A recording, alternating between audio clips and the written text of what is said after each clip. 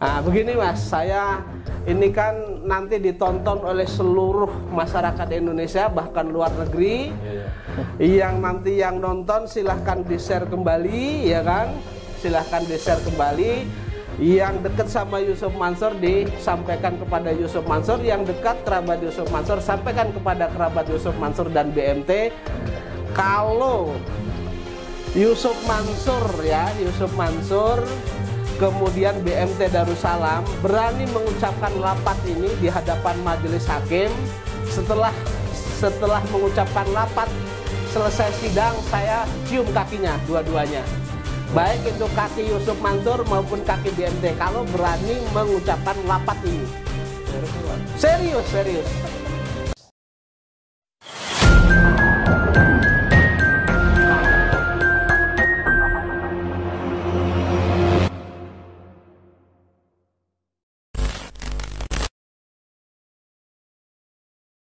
Assalamualaikum warahmatullahi wabarakatuh. Teman-teman, kembali berjumpa dengan saya Aji di Jia TV.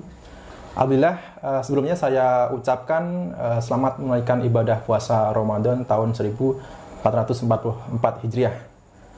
Semoga ibadah puasa kita diterima oleh Allah SWT dan tentunya kita menjadi pribadi yang lebih bertakwa tentunya. Alhamdulillah, saat ini kebetulan saya kembali berjumpa dengan Pak Zaini Mustafa di kediamannya langsung untuk melanjutkan perbincangan kemarin yang sempat terputus melalui Zoom ya, yakni terkait perkembangan sidang investasi JPN Batubara. Baik, langsung saja kita tanyakan kepada Pak Zaini Mustafa. Assalamualaikum Pak Zaini. Waalaikumsalam warahmatullahi wabarakatuh. Pak Zaini, jika di sidang sebelumnya itu Pak Ustadz Nur Khalid yang menjadi saksi Pak. Betul. Ya, di sidang terakhir ini siapa? Sidang terakhir ini ada dua orang yang saya ajukan sebagai saksi, yaitu Pak Heri Mustafa dan Pak Enjang Arif. Biasa panggilannya Arif gitu. Ternyata namanya Enjang Arif. Oh. Iya. Pak Arif yang rencananya akan menggugat melalui kuasa. Pak Arif yang istrinya rencananya akan menggugat dan sudah memberikan kuasa kepada saya. Jadi suami dari Bu Elis Siti Rahma itu. Oke. Jadi terus Pak, masing-masing dari saksi ini apa Pak saksi? Masing-masing dari saksi ini saling bersesuaian. Artinya mereka menerangkan bahwa bisnis batubara ya, investasi bisnis batubara ini memang benar-benar ada.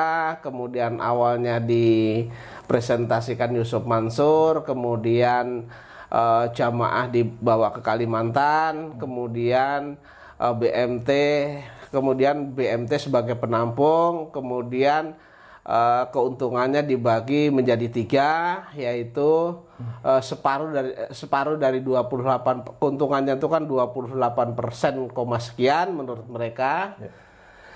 Separuhnya 14 sekian itu ke Darul Quran, itu bagian Yusuf Mansur, kemudian 3% bagian BMT, 11% sekian bagian investor begitu.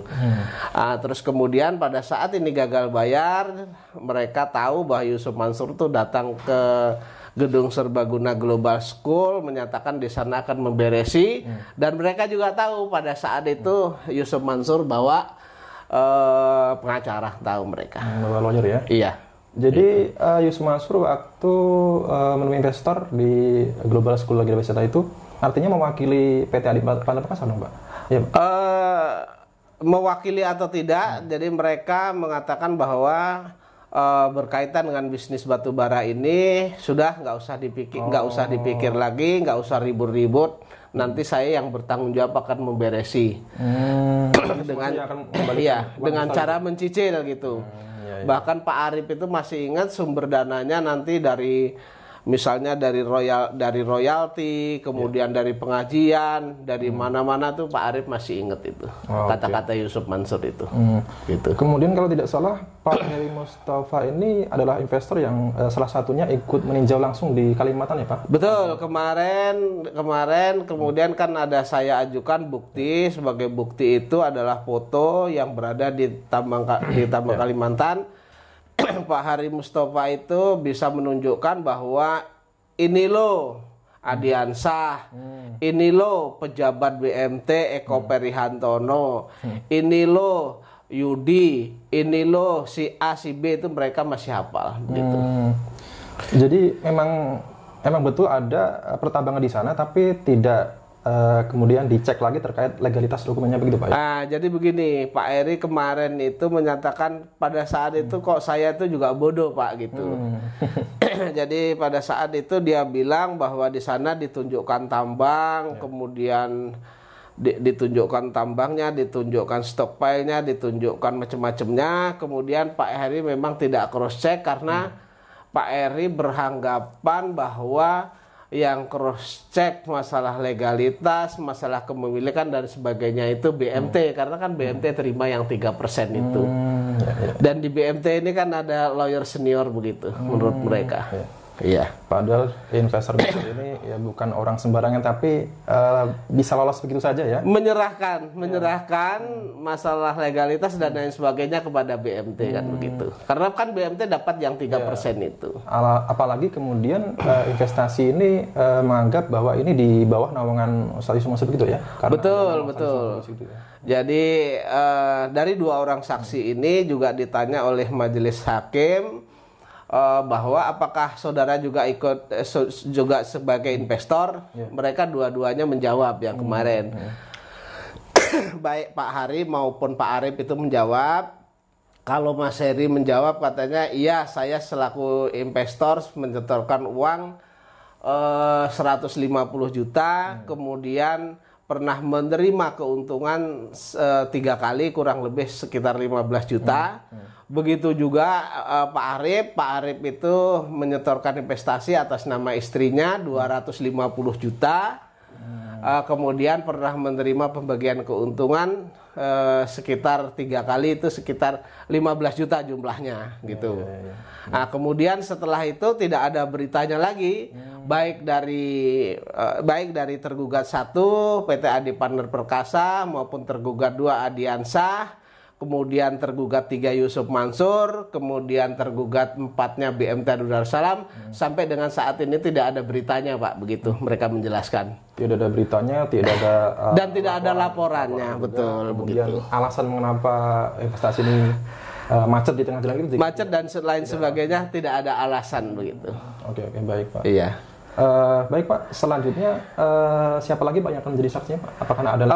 Kebetulan kan begini, saya kan sebenarnya minta kepada hakim itu untuk memberikan kelonggaran. Saya mengajukan sebanyak mungkin saksi. Namun karena waktunya sudah cukup lama menurut majelis hakim dan perkara ini kan sudah hampir 1 tahun. Lebih Mas, hampir 15 bulan perkara ini.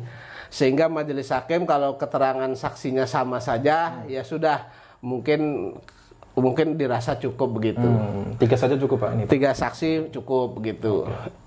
Kemudian setelah ini cukup kan seharusnya ketika ini cukup kemudian ditanyakan kepada tergugat baik itu kuasa Yusuf Mansur maupun BMT Darussalam, kan mereka juga tidak mengajukan saksi kan begitu. Nah, selanjutnya acaranya sebelum ini dimasuk acara berikutnya kan sebenarnya kalau itu udah selesai semua kan kesimpulan Mas Haji. Nah, tetapi saya sebelum itu ditutup kesimpulan ada yang mau disampaikan baik itu penggugat maupun tergugat. Saya menyampaikan ada beberapa hal yang saya sampaikan. Yang pertama di dalam persidangan karena masih dalam urut-urutan persidangan, saya dengan tegas kemarin menyatakan menolak bukti dari BMT Darussalam, yaitu bukti 4T2-nya, yaitu surat pernyataan saya. Surat pernyataan saya tertanggal 2 Februari 2010. Kemarin sempat hakim marah gitu. Jadi saya apa yang mau disampaikan, saya menyampaikan ini, kemudian kuasa daripada BMT Darussalam tergugat 4 itu langsung nyela. Nanti saja itu gitu loh, nanti saja itu nanti disampaikan dalam kesimpulan saja. Nah, terus saya bilang saya izin majelis karena ini masih dalam rangka persidangan.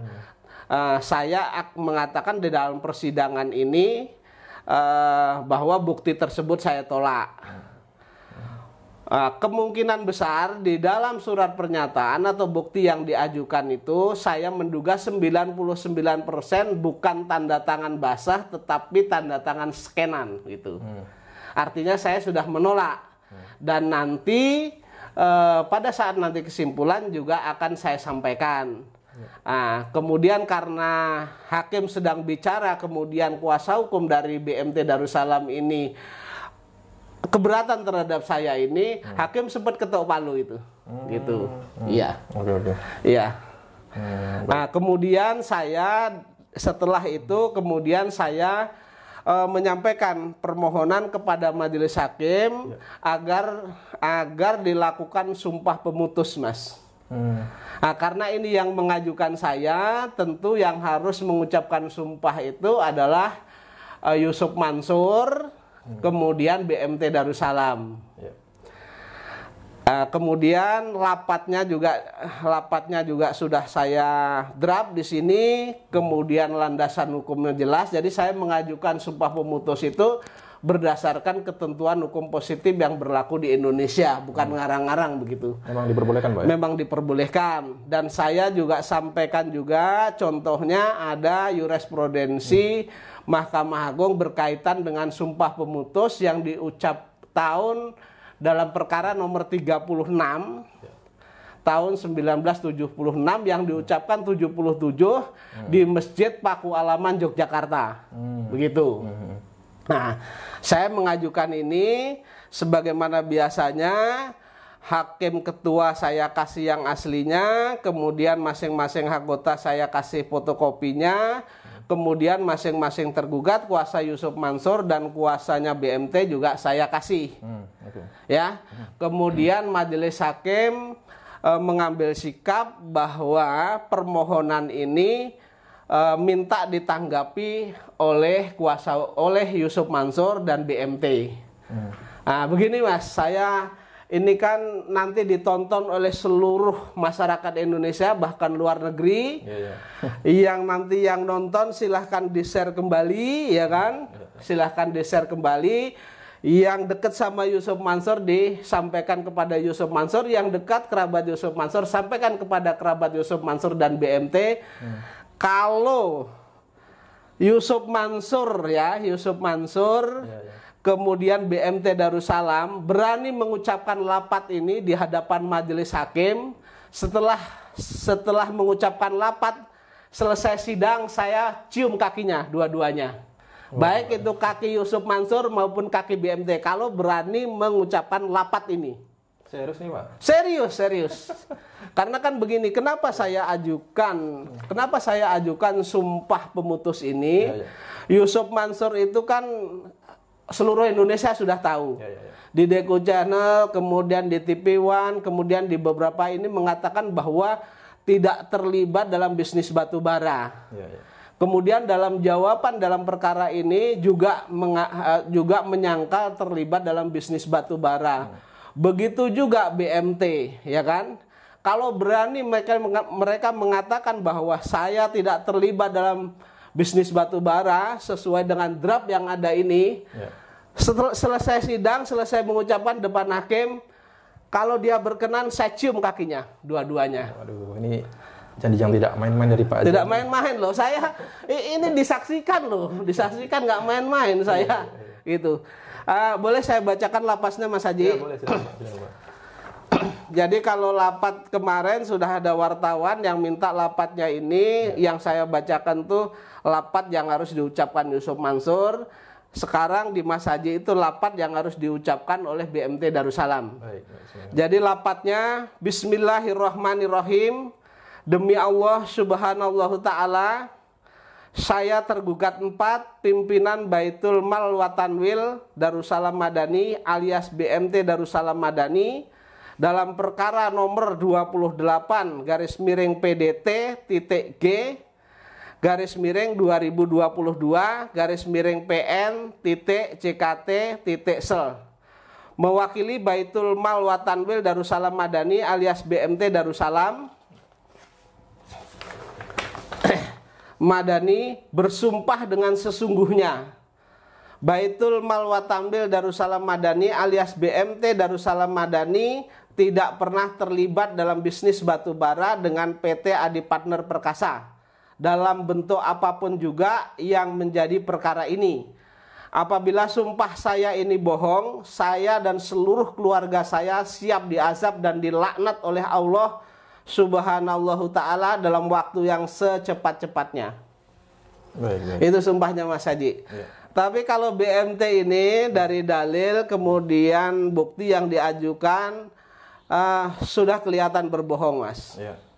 Kelihatan berbohongnya di mana? Mereka mengatakan tidak pernah menerima uang saya. Mereka mengatakan tidak pernah terlibat dalam bisnis batu bara. Tetapi mereka mengajukan saksi, mengajukan alat bukti di dalam bukti T42 ini. Mereka mengatakan bahwa saya itu ada uang saya di BMT itu yang saya investasikan. Kemudian itu saya tarik. Ini yang saya bantah, Mas, karena saya tidak pernah tanda tangan basah. Kalau toh itu ada tanda tangan di sana, saya menduga 99% itu skenan bukan tanda tangan basah saya, dan itu akan saya tidak lanjuti dalam upaya perkara pidananya nanti, begitu, Mas. Dan pernyataan yang dibubuhkan tanda tangan tersebut itu tidak ada materinya juga, Pak, ya? Tidak ada materinya. Jadi di luar kebiasaan saya kan lawyer cukup lama, kemudian saya mempunyai pendidikan notariat. Jadi ketika saya itu bertanda tangan di suatu pernyataan, itu kan suatu perbuatan hukum yang nantinya akan dijadikan alat bukti. Kalau itu jadi perkara, tentu saya memberikan biaya materai kepada negara di atas materai biasanya. Terus kemudian yang kedua biasanya saya meminta fotokopinya. Kalau mereka nggak mau memberi fotokopi, saya tidak pernah buat, Mas. Biasanya begitu. Terus kemudian yang ketiga adalah di sana ada tanda tangan juga si Heri. Kalau ada tanda tangan si Heri, bentuknya bukan surat pernyataan karena itu kan partai, ada pihak lain kan, bukan surat pernyataan. Kalau surat pernyataan itu hanya sepihak saya sendiri. Jadi bahasa dalam pembuktian itu surat pernyataan sepihak. Kemudian yang janggal lagi itu surat dibuat tanggal 12 Februari 2010 yang mana itu sudah macet, Mas. Kalau ada duit cash di sana, ya kan, saya sudah tahu macet, kemudian ada duit cash di sana, itu pasti saya ambil duitnya, Mas. Nggak akan saya masukkan lagi. Sudah macet kan begitu. Alangkah bodohnya ketika ada uang cash di depan saya, kemudian saya masukkan lagi. Dan sebenarnya masih banyak kejanggalan, nanti akan saya masukkan di dalam kesimpulan saya. Gitu. Ini logikanya lucu juga ya, kalau pada saat itu investasi sudah macet, ngapain Pak J ini menarik kembali dan kemudian menyetorkan di Partner Perkasa. Baik, Pak, ini terkait dengan keberatan Pak J dengan alat bukti yang disampaikan BMT yang diduga kuat palsu ini, Pak. Ini tanggapan hakim bagaimana? Hakim kemarin menerima keberatan ini dan akan dicatat, kan nanti mereka akan mempertimbangkan tersendiri. Tapi yang jelas posisinya saya sudah menyatakan di depan persidangan bahwa alat bukti ini saya tolak. Itu yang menjadi keberatan kemarin dari kuasa hukum BMT itu, sehingga karena nyela pembicaraan hakim marah sampai ketok palu. Oke, baik. Jadi teman-teman, dan juga ini sumpah penentu yang disampaikan oleh Pak J ini sudah Pak ya, meminta izin kepada majelis hakim, Pak ya? Sudah saya sampaikan. Sudah saya sampaikan kepada majelis hakim, kemudian majelis hakim yang diminta untuk bersumpah itu tanggal 4 sidang berikutnya, karena seharusnya 1 minggu, tapi kuasa hukum Yusuf Mansur kan minta 2 minggu. Dengan alasan-alasan ABC lah, ya sudah biar. Nanti tanggal 4 April dia memberikan jawaban siap atau tidak untuk bersumpah pemutus ini. Tapi kalau mereka siap, BMT siap, kemudian Yusuf Mansur siap, setelah itu selesai sidang di hadapan majelis hakim, saya izin akan cium kakinya kedua orang ini. Tetapi kalau kedua belah pihak ini tidak menghadiri persidangan, artinya tidak mau melafalkan niat sumpah untuk ini, ya mungkin nanti masyarakat yang bisa menilai sendiri bagaimana. Iya. Ya masyarakat sudah pasti harus menilai gitu. Oke, Pak. Kalau mereka tidak berani, berarti mereka terlibat kan gitu. Oke, Pak. Baik, Pak. Terima kasih, Pak. Ini terkait dengan ini, Pak, gugatan yang rencananya akan dilayangkan, Pak, di mana investor bernama Pak Arif ini, Pak, yang memberi kuasa kepada Pak Zaini kemarin sempat terputus, Pak, melalui jumpa. Ini yang saya tanyakan, dengan nilai total kerugian Pak Arif ini yang senilai 250 juta, Pak. Nah, ini berapa, Pak, nilai gugatannya, Pak? Jadi begini, kalau gugatan pokoknya tetap 250 juta, kemudian hitung-hitungan keuntungannya karena itu sudah 12 tahun lewat sekian, lewat 3 bulan atau lewat 3 bulan atau 4 bulan Pak saat didaftarkan, dan Pak Arif kemarin minta tidak usah pakai hitung-hitungan bunga bank lah, Pak, dia bilang gitu. Cukup keuntungan saja yang dijanjikan. Kalau itu keuntungan yang dijanjikan tentu dari 250 karena tercantum di sana per 30 hari itu tercantum 10%, tentu 25 juta kan begitu. Nah, kalau 25 juta per bulannya dikalikan 12 tahun 3 bulan, kurang lebih jatuhnya sekitar 4 miliar. 4 miliar lebih plus pokok, Mas, gitu. Baik, Pak. Iya. Dan ini rencananya akan didaftarkan di pengadilan apa? Karena ini sudah ada pilihan hukum di dalam perjanjian yang dibuat oleh mereka itu pilihan hukumnya di Pengadilan Negeri Bogor, Mas. Artinya Kota Bogor. Nah, kalau Kabupaten Bogor masuknya Pengadilan Negeri Cibinong, tapi mereka dengan tegas menunjuk bahwa itu di Pengadilan Negeri Bogor, jadi kota, Mas, begitu. Ya. Baik, terima kasih Pak Zaini. Dan tergugatnya adalah ada pejabat BMT juga yang saya gugat nanti. Oke. Baik. Jadi BMT saya gugat, kemudian PT Adi Partner saya gugat, kemudian salah satu pejabat BMT saya gugat juga, Mas. Gitu. Yusuf Mansur tidak termasuk dalam... Yusuf Mansur karena dalam perjanjian itu tidak mengaitkan Yusuf Mansur, maka tidak saya gugat. Karena tidak ada nama Yusuf Mansur di situ. Iya, gitu. Ya. Oke. Baik, Pak. Mungkin Pak ada yang ingin ditambahkan, Pak? Ya. Jadi kesimpulannya kalau saya melihat kemarin, karena kan dari tergugat dari Yusuf Mansur, kemudian dari tergugat Yusuf Mansur, kemudian tergugat BMT ini kan mengatakan bahwa khususnya BMT itu mengatakan di dalam jawaban di dalam jawaban, baik itu jawaban mau duplik, dia mengatakan bahwa tidak ada keterlibatan dengan PT Adi Partner Perkasa. Tetapi di dalam saya membuktikan bahwa di dalam suatu perjanjian itu mereka membuat perjanjian itu mengatakan bahwa mereka ada kerjasama dengan PT Adi Partner Perkasa.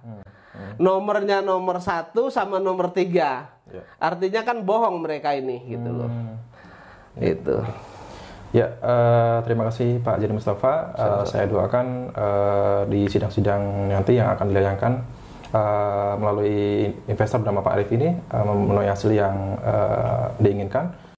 Karena sekali lagi teman-teman saya sampaikan bahwasanya korban dari investasi ini bukan orang-orang biasa. Ini adalah jamaah-jamaah masjid, orang-orang soleh, orang-orang pintar. Ya, tetapi karena memang investasi ini dibingkai dengan rapi, dibungkus dengan nuansa agama gitu Pak ya. Ini membuat para investor ini terjerat dan mengalami kerugian yang besar tentunya.